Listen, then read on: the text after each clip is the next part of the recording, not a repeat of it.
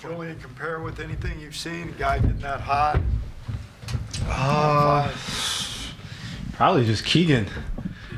He had a game, I think he made 12 or 13, something like that.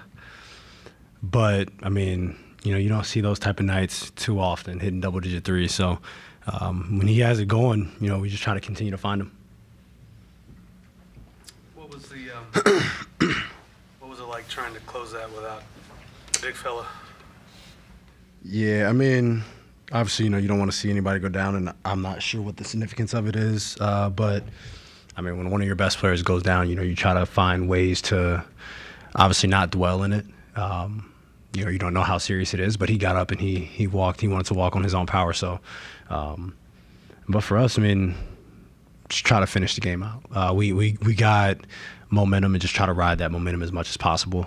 We started to get stops a little bit and just try to ride that out. I mean, obviously going into the fourth, I think we're down 9 and then, having double-digit deficits in the fourth. But I think whenever we were able to get stops, I think that's when our offense was better. You had 11 of your points after Vic exited the game. Like, is it too simple to say that's like you look at that as I got to go get some buckets now because Vic's not here? Honestly, I think a lot of it was Julian, just using his gravity, them not wanting to help off him. And then, we're playing pick and roll. Now his guy's tagging a little less. And just naturally as a big, your tag isn't there. You don't want your guy to score. So I think that's what really opened it up for me. What does a win like this do for the team's belief moving forward, knowing that you can win even though you have to come back from those type of deficits? I mean, I think it's big just in this part of the season when you start seeing teams separate themselves. So we could have easily came in here and lost a third straight game in a row at home. And, that's what bad teams do, especially now during the season. Beginning of the season, guys are excited to play. Everybody's playing. Everybody's kind of making shots. But this month and a half stretch right before All-Star break is when you see the bad teams or tanking teams start to bottom out and the best teams in the league start to create separation. So you don't want to go through these types of stretches and you could lose a game here or there, and then you looking back in the season and you're not or you could have been a play-in team and you're not in the play-in, or you could have avoided the play-in and now you're sitting in the play-in because of stretches like this. So I think that's what this was more important for, was winning this game and not losing 3 in a row at home. And obviously this is an extremely good team. We played a good Cavs team that won 60 games last year, but you don't want to drop these games in the middle of the season like this.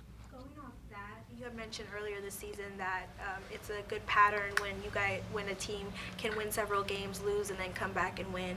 What is the current pattern showing you in regard to the Spurs at the moment? I mean, I think we don't want to – obviously our main goal is to not lose 2 in a row. When that happens, then it's like, you have to look yourself in the mirror, because you can lose 3 in a row, then 3 in a row can turn into 5 or 6 quickly. So I think it was a great response, especially the way that we lost these last 2 games. So I think that was big for us, being able to respond in this way. You mentioned, obviously, you guys don't know what's going to go on with Vic in the short term. You did play 12 games without him already. Does that give you guys some confidence that no matter how long he's out, you guys can find a way to get things done? Yeah, I mean, I think that's just a testament to our team. Knowing that if any guy, obviously we don't want multiple guys going out. We don't want anybody going out at all. But knowing that when we're a man down, that we have the talent in the locker room to still be able to get the job done. So yeah, I mean, obviously we have a small sample size that we don't want to grow, but a small sample size is a sample size. Did you get a chance to reminisce with Mike Brown at all? Oh yeah, just talked to him a little bit. I mean, he talked to my wife. Yeah, we got to. I mean, we still talk to each other. So, but just being able to see him and see the success that they're having, it's a blessing on both ends. It's obviously impressive on its own, just for what Julian was able to do tonight. But when you look at it from a shooter's perspective, and he kind of been going through a little bit of a slump, how rewarding is that for him, or as a teammate, to watch him get the validation like something tonight? I mean, I think that's just being a professional.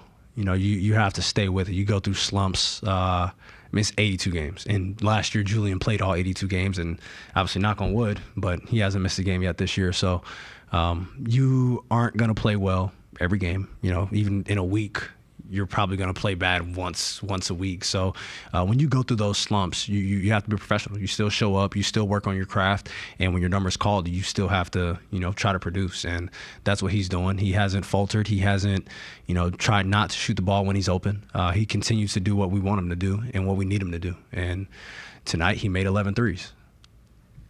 I was just curious, on that fourth quarter of the defense, was there any type of adjustments, or was it just greater effort? We still gave up 30 points.